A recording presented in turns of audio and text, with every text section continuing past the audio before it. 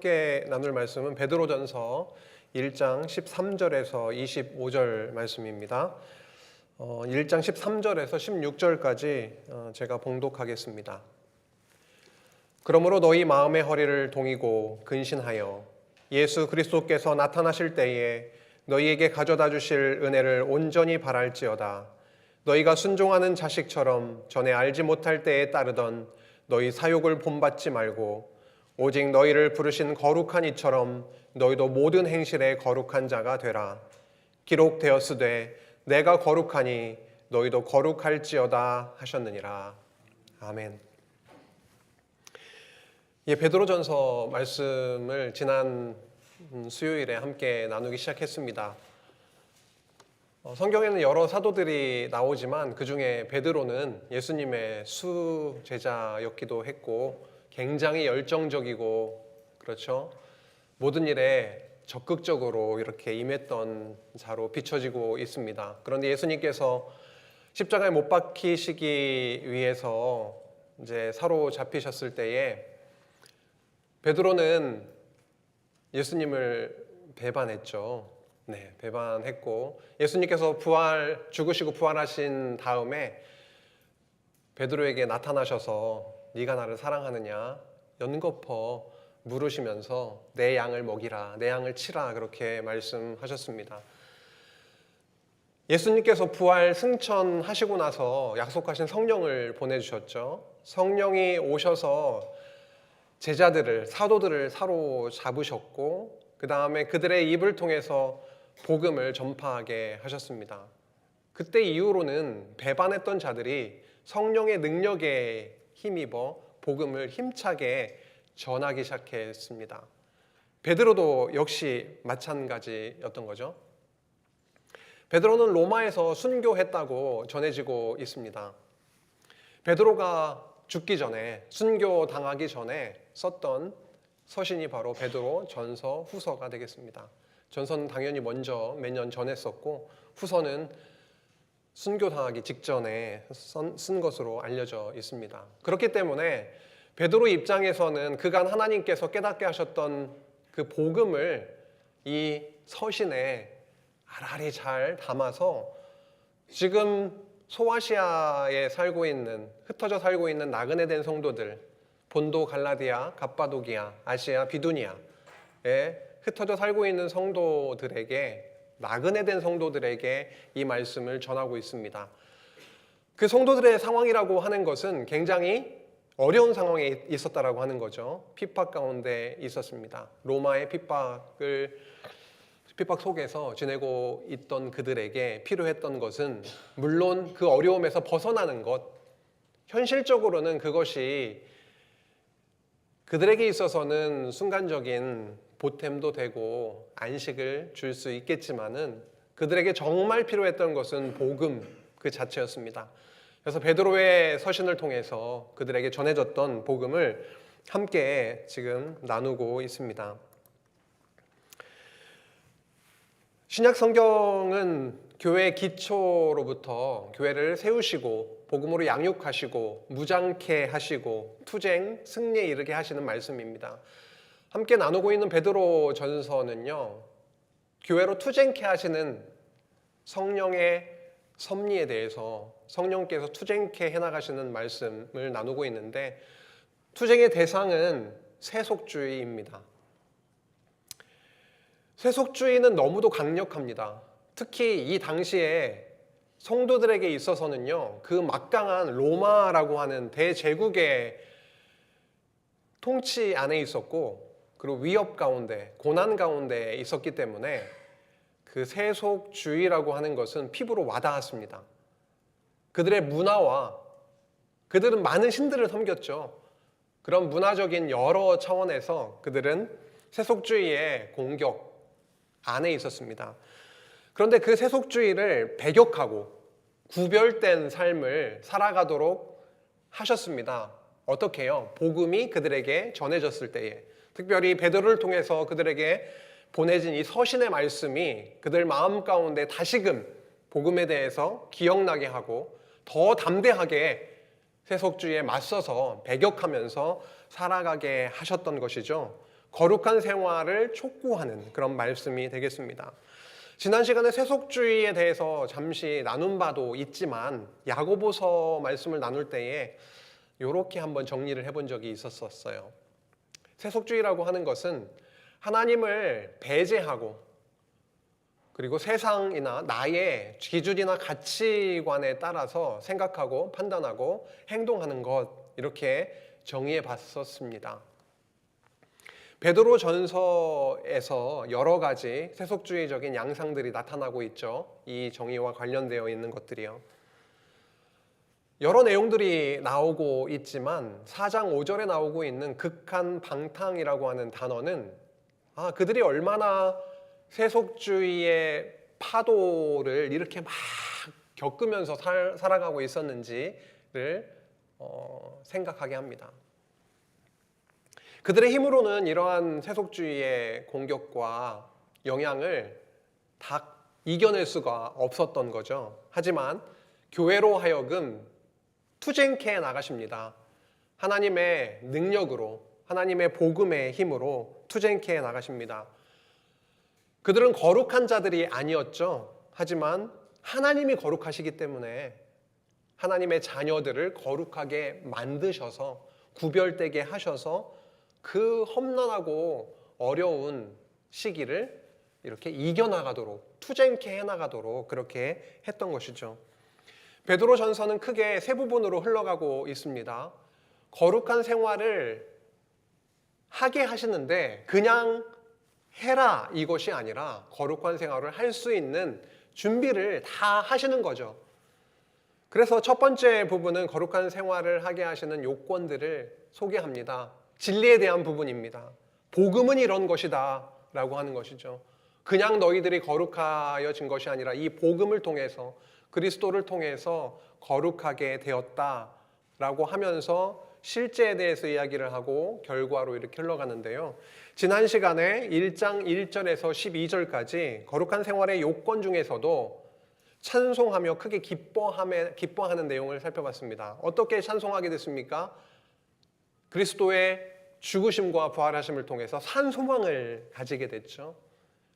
그리고 그들에게는 영원한 하나님의 나라에 유업을 얻게 됐다라고 하는 그 기쁜 소식을 듣게 되었던 것입니다. 다시 한번 기억하게 된 거죠.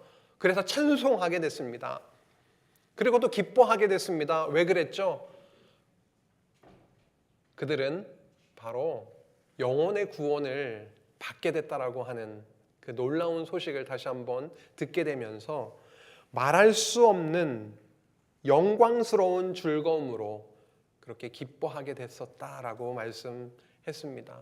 이 말씀을 전해 들었던 그 나그네 된 성도들, 고난과 핍박 속에 있었던 성도들은 힘을 얻었을 겁니다. 오늘 그 뒤로 이어지는 말씀입니다. 진리로 거룩히 거듭나게 하시는 말씀이죠. 하나님은 거룩하신 분이십니다. 그래서 하나님의 자녀들을 거룩하게 하십니다. 그래서 오늘 말씀의 제목을 하나님의 거룩하심과 거룩하게 하심이라고 정해봤습니다. 1장 13절부터 함께 살펴나가도록 하죠. 그러므로 너희 마음의 허리를 동이고 근신하여 예수 그리스도께서 나타나실 때에 너희에게 가져다 주실 은혜를 온전히 바랄지어다. 그러므로 이렇게 시작을 하고 있습니다. 뭘 전제를 하고 있는 거네요.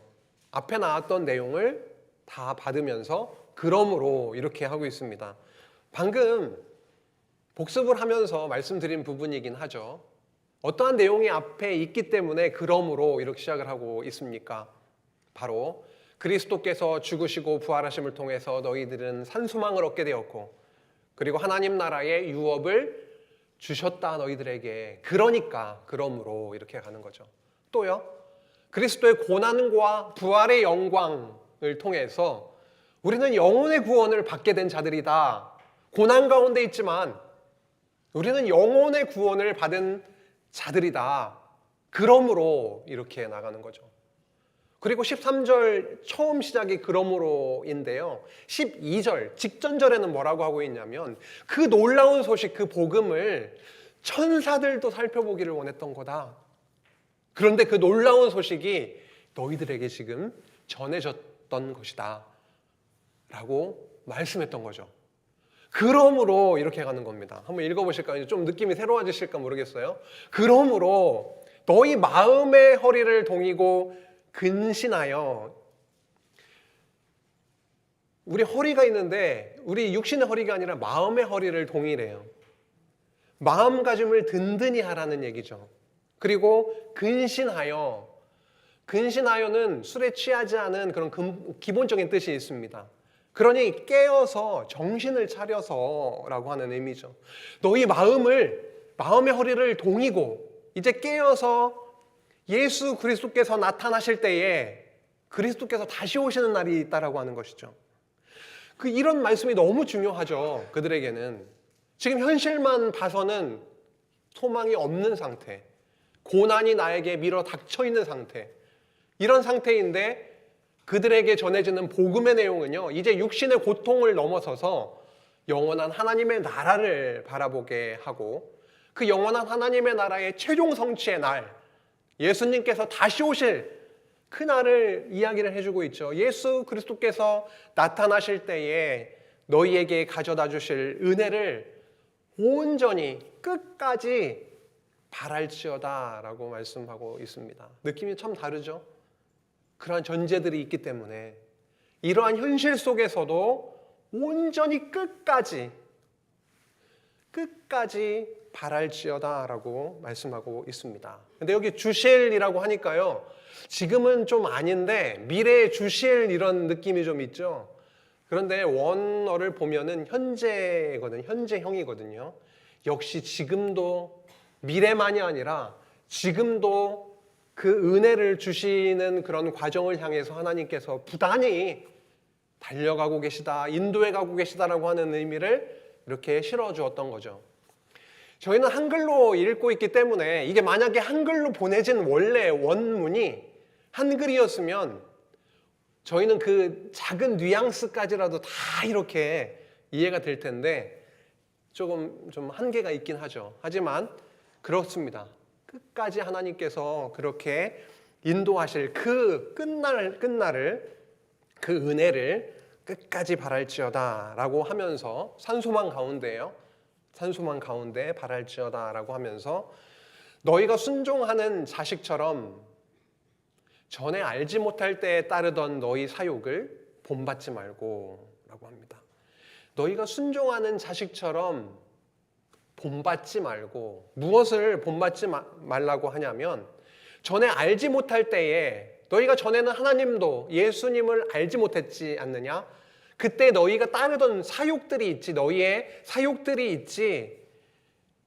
그 사욕은 뭐냐면 하나님도 예수님도 알지 못했던 그 옛사람의 헛된 갈망들, 정욕이라던가 세상의 가치관을 쫓아서 막 달려갔던 것이라던가 육체의 본성에 취해 있었던 그들의 삶의 모습이라던가 너희들의 그런 사욕들을 막 쫓아갔었는데 이제 그것을 따르는 것이 아니라 어떻게 해요? 너희가 순종하는 자식처럼 이제는 그러한 것들을 본받지 말고 어떻게 됐으면 좋겠다 이렇게 갈 것입니다. 분명히요. 오직 너희를 부르신 거룩한 이처럼 너희도 모든 행실에 어떤 자가 되라라고 하십니까? 거룩한 자가 되라라고 말씀하십니다. 그러니까 앞에 나왔던 사욕이라고 하는 그런 말과 여기에 나오는 거룩이라고 하는 말은 대척점에 있는 거죠. 완전히 반대죠. 거룩하게 되다라고 하는 것을 한자어로 말하면 성화입니다. 영어로는 sanctification이라고 합니다. 거룩하게 되는 것, 거룩할 성, 될 화, 성화입니다. 하나님이 우리를 창세전에 미리 아셨다라고 1장 처음 시작할 때 말씀하시죠. 하나님 아버지의 미리 아심과 성령의 거룩하게 하심과 예수 그리스도의 핏부림을 얻었다라고 말씀하셨죠. 하나님께서 미리 하신 예정된 자로 하여금 때가 되면 복음을 듣고 예수를 구조로 그리스도로 믿게 되는 사건이 일어나죠. 저희들처럼. 그렇게 하나님께서 믿게 하시는 그것을 통해서 하나님의 자녀로, 거룩한 자로 결정적으로 결정된 것입니다. 일단은요. 그것을 결정적인 성화라고 한다면 이 세상에서 살아가면서 점점 복음을 더 깨닫고 우리의 죄성을 더 깨닫고 하나님만이 거룩한 자이시고 우리는 그 안에서 그리스도의 의를 통하여서 거룩하게 더 되어져 가는 우리의 삶 속에서 죽을 때까지 한 걸음 한 걸음 거룩의 길로 가게 하시는 그런 과정이 있습니다. 그거를 거룩한 점진적으로 복음을 말씀을 저희들에게 열어주시고 더 확실하게 그리스도를 깨닫게 하시고 점진적으로 우리를 성화시켜 나가시는 그런 과정이 있는 거죠. 그리고 나서 하나님께서 이 육신에 하나님이 정하신 그 때가 되어서 육신을 벗게 되는 날이 올 텐데요. 그렇게 되면은 우리는 그것을 영화라고 이제 표현을 하는데 그리스도께서 이 땅에 오셔서 언약하신 그 하나님의 나라를 완전히 성취하시는 그 날에 최종적 성화의 날이 오는 거죠. 중요한 것은 여기서 거룩하게 되라 이 성화에 대해서 말씀을 하고 있는데요. 이걸 어떻게 이해해야 될 것인가라고 하는 겁니다. 거룩한 이처럼 거룩한 자가 되라라고 말씀하셨기 때문에요. 그런데 베드로는요. 16절을 통해서 설명을 더 해줍니다. 보충된 자료를 이렇게 갖다가 소개를 합니다. 그냥 되라라고 그냥 끝나면 저희 같으면 이거 어떻게 되는 거지? 열심히 노력하라는 얘기인가? 나의 열심으로 거룩한 자가 되라라고 하는 얘기인가? 근데 16절을 갖다가 소개합니다. 베드로는 이렇게 말합니다. 기록되었으되, 이거는 구약의 말씀을 인용할 때 쓰는 말씀이죠. 구약에 이렇게 기록되어 있다. 내가 거룩하니 너희도 거룩할지어다. 그렇게 말씀하셨다라고 소개하고 있습니다. 이 말씀은요. 레위기 19장 2절, 20장 7절, 11장 45절 레위기서를 읽다 보면 이러한 말씀들이 곳곳에서 이렇게 나오고 있습니다. 이스라엘 백성들은 본래 죄 많은 자들이었죠. 그렇죠? 그렇죠? 네, 저희들 역시도 마찬가지죠. 거룩할 수 없는 자들을 하나님께서 그들에게 내가 거룩한 백성으로 삼아주겠다 말씀하셨습니다. 그게 출애굽기 19장 5절 6절에 나오는 말씀이죠. 제사장 날에 거룩한 백성 삼아주겠다. 더 시간이 좀 지나서 레위기의 이제 말씀에 와서 내가 거룩하니 너희도 거룩할지어다. 너희는 본래 거룩한 자가 아니지만 나는 거룩하고 나의 백성을 거룩한 자가 되게 해주겠다라는 말씀입니다. 그런데 표현은 또 거룩할지어다 이렇게 되어 있으니까 또 헷갈리는데요. 이해를 돕기 위해서 원어를 살짝 갖고 왔습니다. V'heitem kedoshim You shall be holy. You V'heitem kedoshim 너희들은 거룩하게 될 것이다. 키 카도시 아니 왜냐하면 카도시 거룩하기 때문이다. 아니 내가 For I am holy. 이것을 보면은요. 너희들 지금 이 말을 들은 너희들이 열심히 노력을 해서 거룩하게 되라라는 것이 아니라 여호와 하나님께서 거룩한 분이시기 때문에 내가 너희를 거룩하게 해주겠다라고 하는 언약의 말씀입니다. 베드로는 거룩하게 되라라고 하는 그 말씀을 전하면서 분명히 레위기서 말씀을 인용했지요. 언약하신 여호와께서 하나님께서 너희들을 미리 아셨고 예정하셨고 그리고 성령의 거룩하게 하심과 그 인치심과 예수 그리스도의 핏부림을 통해서 너희를 거룩하게 해주셨다라고 말씀하고 있는 것입니다. 그래서 하나님은요 외모로 보시지 않고 각 사람의 행위대로 심판하시는 이를 너희가 아버지라 부른즉 하나님은 외모로 이렇게 판단하시는 분이 아니십니다. 그래서 외모로 보시지 않고라고 하는 것은 공평하게 차별 없이 이렇게 말씀하시는 거죠. 아무런 키가 크든 작든 부자이든 가난하든 지위가 높든 낮든 전혀 외모로 보시지 않으시고 어떻게 보시냐면요, 각 사람의 행위대로 심판하시는 이이시다라고 합니다. 구약의 버전으로 저희들이 다시금 돌아가서 생각을 해보면 딱 맞는 거죠. 하나님은 이스라엘 백성들의 행위를 보시고 율법에 비추셔서 그들에게 비추셔서 그들을 공의로 심판을 하셨죠. 그렇죠? 율법에 불순종하는 그들에게 공의로 심판을 하셨습니다. 불을 막 내리기도 하시고요. 땅이 갈라져서 다 삼켜버리기도 하시고요. 굉장히 어마어마한 두려움의 공의의 하나님이셨습니다. 그런데 그러한 하나님을 우리는 아버지라고 부른다. 너희가 나그네로 있을 때를 두려움으로 지내라. 그러한 공의의 하나님을 아버지라 부르며 살고 있는 너희이다. 이 세상에서 나그네로 잠깐 살다가 하나님께서 준비해 놓으신 그 영원한 본향으로 가게 될 것이다. 그분은 공의로 심판하시는 하나님이시다. 그분은 우리의 아버지이시다라고 하는 거죠. 그러니 두려움으로 살 수밖에 없습니다. 공의의 하나님이시기 때문에. 이 말씀이 어떻게 이해되시고 다가오십니까? 우리는 사랑의 하나님은 듣기 좋아합니다. 그런데 공의의 하나님 하면 뭔가 좀 부담스럽습니다. 왜냐면요, 저희가 거룩하지 못하기 때문에 하루하루의 삶 속에서는요, 뜨끔뜨끔한 순간들이 많이 있잖아요. 어이쿠야, 나의 죄악이, 나의 욕심이, 나의 자아가 막 쏟아져 나오잖아요.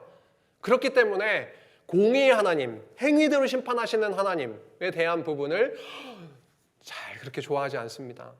그러나 이 부분도 너무도 소중합니다. 성도에게 있어서는요.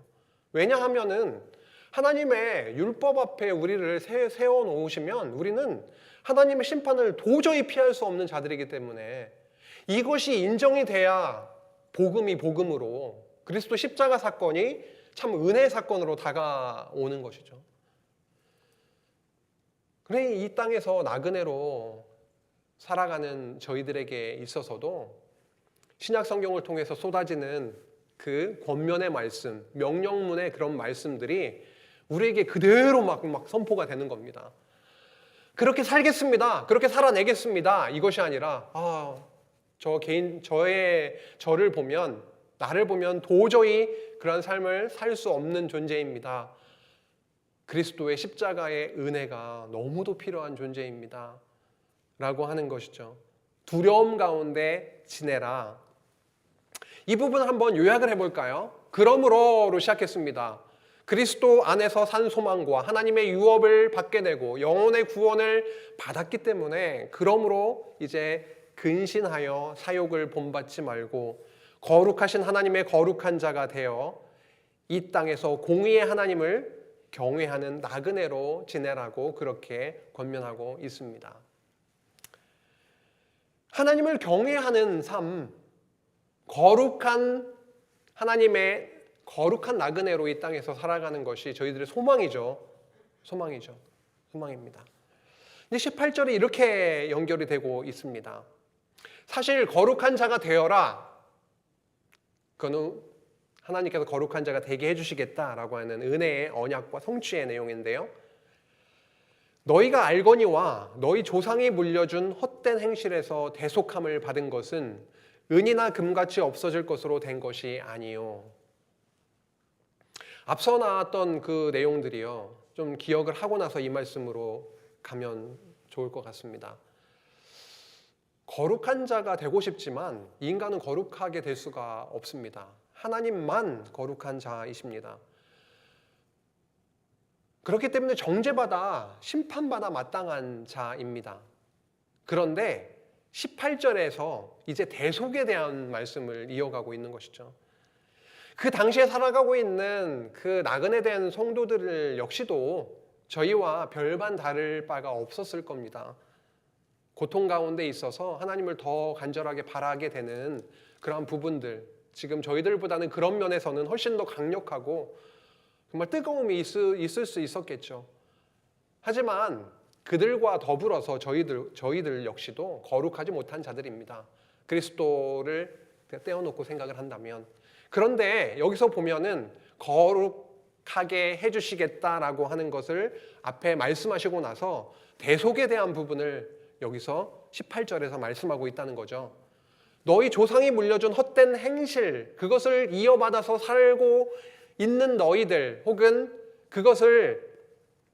그것 안에 있었으면은, 대속이 없었으면은 하나님의 공의 하나님의 심판을 피할 수 없었던 너희들인데, 그런 행실에서 대속함을 받았다라고 하는 것이죠. 은이나 금같이 없어질 것으로 된 것이 아니라 대속함을 받았다라고 하는 것입니다. 여기 대속함이라고 하는 것은 헬라어로 리트로라고 하는 단어입니다. 뜻은 어떤 노예가 되었다던가 포로가 되었다던가 본인의 힘으로 무언가 이렇게 해방될 수 없는 그러한 상황 속에 있는 자를 대가를 지불하고 나서 몸값을 치르고 나서 해방시켜주는 그런 의미입니다. 이렇게 되면은 생각나는 것들이 있는 거죠. 우리가 죄 가운데 완전히 갇혀 있었고 죽음 가운데, 사망 가운데 있었는데 예수님께서 엄청난 가격을 지불하시고 나서 우리를 끄집어 내주신 그 대속의 은혜가 생각이 나는 겁니다. 바로 이 말씀인 거죠. 19절에 오직 흠없고 점없는 어린 양 같은 그리스도의 보배로운 피로 그 구속함을 받았다라고 말씀하고 있습니다. 무엇이 우리에게, 성도에게 힘이 되고 위로가 되죠? 왜 베드로는 그 고난 가운데 있는 성도들에게 다른 말씀이 아니라 이 말씀을 전하고 있는 거죠? 그들에게 이 마음의 문제, 마음이 엄청 중요한 거잖아요. 어떠한 상황이 밀어닥칠지라도, 어떠한 고난이, 어떠한 시험이, 위기가 밀어닥칠지라도 우리 마음이 흔들리지 않으면 또 기꺼이 또 하나님의 도우심으로 한 걸음 한 걸음 나아갈 수 있게 되는 건데, 지금 고난 가운데 있는 나그네 된 성도들에게 있어서도 진짜 필요한 것은 흔들리는 신앙을 굳건하게 잡아주는 것, 진짜 복음의 본질을 전해주어서 다시금 하나님의 은혜를 깨닫게 하는 것,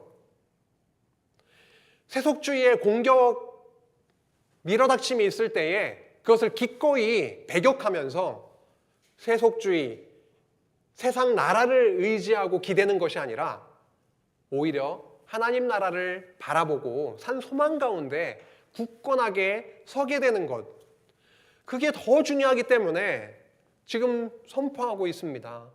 너희들 조상 때로부터 그렇게 받았던 그런 행실에서 대속함을 받았는데, 그 대속함은 다른 방법이 아니라 흠없고 점없는 어린 양 같은 그리스도, 예수 그리스도의 보배로운 피로 십자가에서 물과 피를 다 쏟아내심으로 많은 대가를 지불하시면서, 생명을 지불하시면서까지 하시면서 너희들의 구원을, 대속을 해주셨다라고 말씀하고 있는 것입니다. 에베소서 1장 7절에 이렇게 말씀하죠. 우리는 그리스도 안에서 그의 은혜의 풍성함을 따라 그의 피, 그 보배로운 피로 말미암아 속량, 곧 죄사함을 받았느니라. 사도행전 20장 28절에서도 너무 소중한 말씀이 나타납니다. 하나님이 우리 교회를, 우리 성도들을 구원하셨어요. 하나님의 나라로 삼아주셨습니다. 하나님의 백성으로 삼아주셨는데 어떻게 표현하고 있으십니까? 자기 피로 사셨다. 샀다라고 하는 것은 대가를 지불했다, 이렇게 말씀하는 거죠. 하나님께서 아들 그리스도를 이 땅에 보내셔서 십자가에 못 박으시고 피값을 지불해서 너희들을 하나 한 명 한 명을 샀다 라고 하는 겁니다. 여기서 18절에 나왔던 리트로, 대속하다라고 하는 의미와 룻기서에 나오는 기업 물음에 대해서 잠시 살펴보려고 합니다. 대속하다, 리트로, 기업을 무르다, 룻기에서 몇 번 자주 나오는 말씀이죠. 특히 3장 정도에 가보면은 기업 물을 자, 뭐 이렇게 하면서 누가 나옵니까? 보아스가 나오면서 나오고 있죠. 기업을 무르다라고 하는 동사는 가알입니다. 기업을 무를 자는 이제 명사형으로 나와서 고엘입니다. 그래서 대속하다라고 하는 리트로와 기업을 무르다라고 하는 가알이라고 하는 것은 서로 이렇게 상호 번역을 신약에서 구약으로, 구약에서 신약으로 이렇게 번역할 때 왔다 갔다 하고 하는 단어입니다. 여기에서 나오는 대속하다, 그리스도의 보배로운 피로 대속하셨다라고 하는 그런 의미가 그냥 있어진 얘기가 아니라, 사건이 아니라 분명히 룻기서에서 말씀하셨던 그 내용이 현실로 성취된 사건입니다. 룻기에서 보아스가 기업을 물을 자, 고엘로 이렇게 나오고 있죠. 고엘로서 물질적인 대가 지불을 했습니다. 그래서 희생을 통해서 그 기업 물음을 통해서 엘리멜렉 가문의 토지를 다시 회복시켜 주셨죠. 결국 엘리멜렉의 가문이 그렇게 회복되었듯이 참 고엘로 이 땅에 오신 하나님의 아들 예수 그리스도께서 핏값을 지불하셨습니다. 십자가에 못 박혀 핏값을 지불하셔서 대속하심으로, 리트로, 대속하심으로 죄와 사망의 속박으로부터 어떻게 했나요? 택하신 백성을 해방시켜 주신 거죠.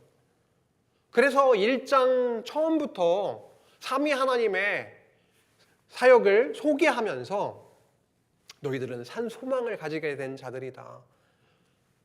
그렇죠? 중생함으로, 거듭남으로 산 소망을 얻게 된 자들이고, 그리고 너희들에게는 저 육신이 죽더라도 하나님께서 너희들을 위해서 간직하고 계신 저 영원한 하나님의 나라의 유업을 얻게 된 자들이다 라고 말씀하셨던 겁니다.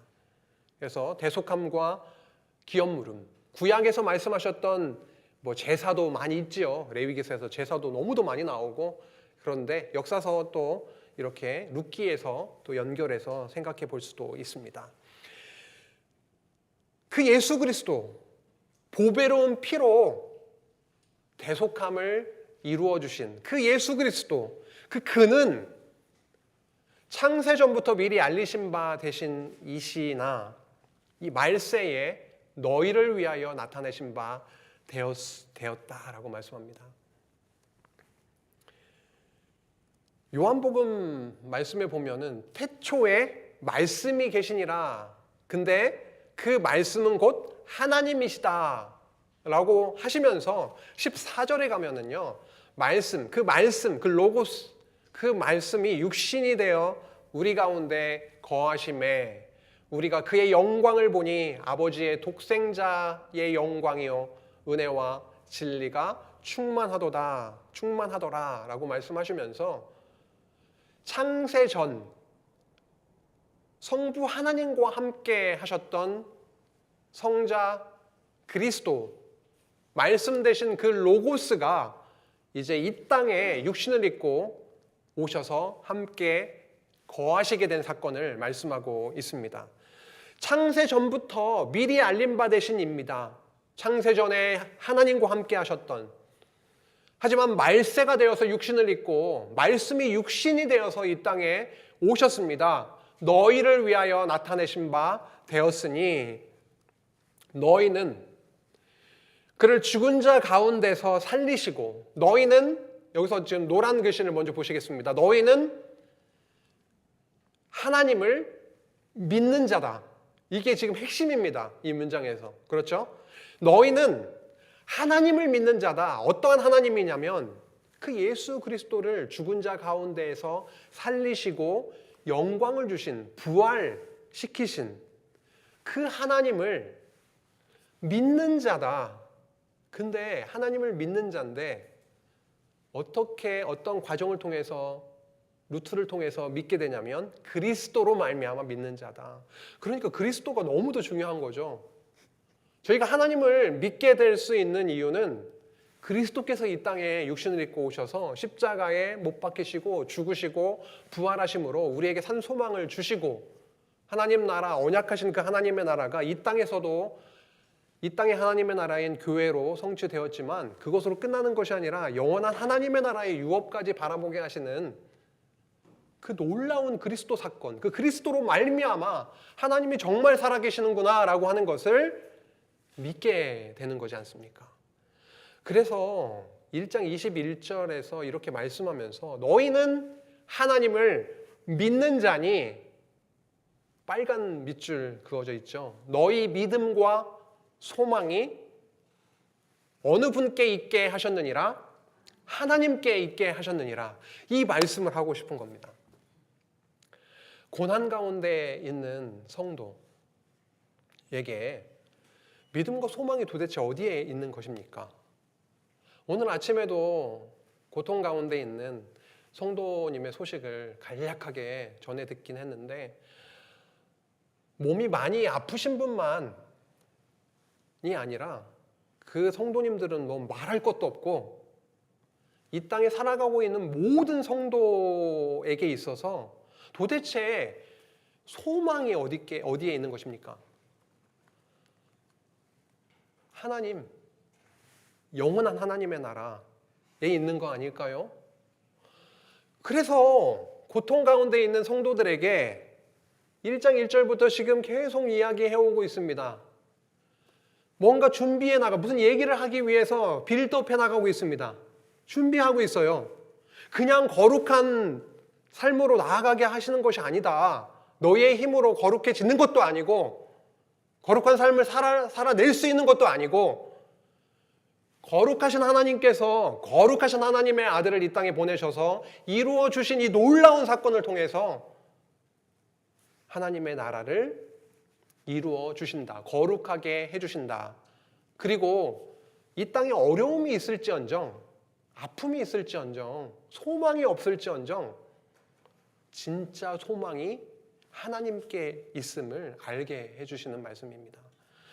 이 말씀이 단순히 이 소아시아 지역에 있었던 성도들에게만 의미 있는 말씀이 아니라 지금 수요일 날 이 자리에 나오게 하셔서 이 말씀을 저희들로 하여금 읽게 하시는데 진짜 소망이 하나님께 있는 것이구나. 하나님의 나라의 그 소망, 그 유업이 우리의 소망이구나 라고 하는 것을 너무 리얼하게 깨닫게 해주시는 말씀입니다. 18절에서 21절을 요약해 보면 너희는 흠없는 어린 양으로 이 땅에 오신 그리스도의 보배로운 피로 그 헛된 행실로부터 구속을 받았다. 오직 그리스도로 말미암아 하나님을 너희들은 믿게 된 자들이다. 그래서 너희의 믿음과 소망이 어느 곳에 있는 것이 아니라 정말 하나님께만 있게 하셨다라고 하는 말씀을 하면서 너희가 진리를 순종함으로 너희 영혼을 깨끗하게 하여 거짓이 없이 형제를 사랑하기에 이르렀으니 마음으로 뜨겁게 서로 사랑하라. 참 하나님이 감사하게도 그 어려움 가운데 있었던 성도들에게 아주 아름다운 열매를 맺히게 하셨습니다.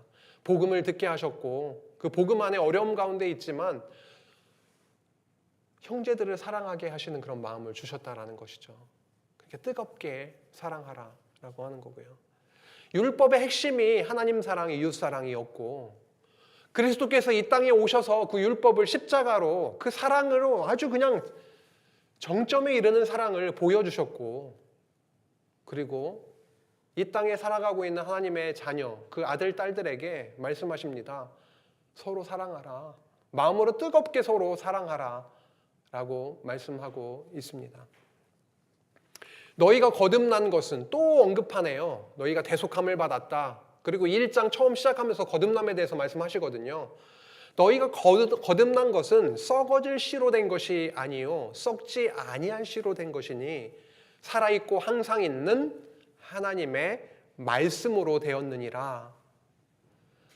저희가 얼마나 죄악된 자들이었는데 어느 순간 저희들에게 복음이 전해졌습니다. 한 명씩 생각나시죠? 나에게 복음을 전해준 그 아무개. 너무 감사한 존재죠.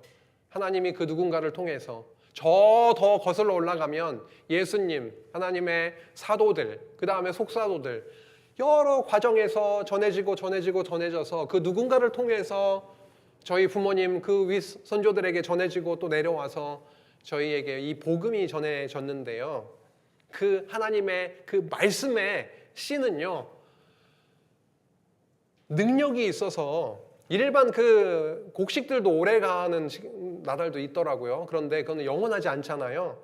그런데 하나님의 복음의 씨, 그 썩지 아니할 씨는 능력이 있어서 하나님이 원하시는 때에 누군가에게 전해지게 하셔서 싹이 트게 하셔서 열매를 맺게 하십니다. 그 하나님의 영원한 하나님의 말씀으로 너희들은 거듭나게 됐다. 그러므로 모든 육체는 풀과 같고 그 모든 영광은 풀의 꽃과 같으니 아무리 아름다운 초목들도 아무리 아름다운 이번 가을에도 아름다운 단풍들이 있었는데 영원하지 않잖아요. 그렇죠? 시들게 됩니다. 떨어지게 됩니다. 풀은 마르고 꽃은 떨어지되 오직 주의 말씀은 세세토록 있도다 하였으니 구약에 그렇게 말씀했다는 거죠. 하였으니 너희에게 전한 무엇이요? 복음이 곧 이 말씀이니라. 이 복음을 통해서 너희가 대속함을 받았고 하나님의 나라의 소망을 갖게 되었다. 이사야 40장 8절에서 말씀하고 있죠. 풀은 마르고 꽃은 시드나 우리 하나님의 말씀은 영원히 서리라 하라 라고 하셨던 그 예언의 말씀이 이제 예수 그리스도를 이 땅에 보내시고 그 로고스 말씀 되신 그리스도를 이 땅에 보내시고 우리 가운데 보내셔서 그 말씀 영원한 하나님의 살아있는 그 말씀 그 복음이 세세토록 하나님이 오시는 예수 그리스도께서 오시는 그날까지 계속 이어지게 전파되게 하고 계십니다. 베드로전서 1장 22절에서 25절 오늘 마지막 절까지 오늘 첫 시간인데요.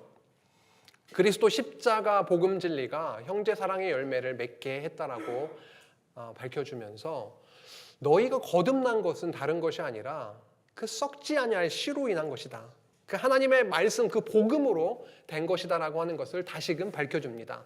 지금 앞서 선포했던 그 소중한 귀한 그 말씀 그 위로의 서신 위로의 말씀이 이제 다시 한번 이제 정리가 됩니다. 그것이 바로 하나님의 살아있는 썩지 아니하는 씨 그 하나님의 말씀 복음으로 인함인 것이다 라고 전하고 있습니다. 오늘 첫 시간 1장 13절에서 25절까지 하나님께서 진리로 거룩하게 거듭나게 하시는 그런 말씀을 함께 나누게 됐습니다. 여호와만이 하나님만이 거룩하십니다. 그 거룩하신 하나님께서 하나님의 자녀로 미리 아신 그 예정한 자들을 거룩하게 해나가십니다. 어떻게요? 아들 그리스도를 이 땅에 보내셔서 그 거룩한 그 보배로운 피를 통해서 대속하시고 의롭게 거룩하게 해나가신다라고 하는 것을 다시 한번 그들에게 위로의 말씀으로 선포하게 하셨습니다. 고통 가운데 있지만 소망을 가지게 되었고요. 이 땅에서가 다가 아니라 저 영원한 산 소망과 영원한 유업을 바라보면서 한 걸음 한 걸음 나아가게 하신 그 능력의 말씀 저희들의 삶 속에서도 여전히 그 능력의 말씀이 말씀 운동이 일어나기를 간절히 소망합니다. 첫 시간 이렇게 마치고요. 좀 쉬셨다가 둘째 시간 이어가도록 하겠습니다.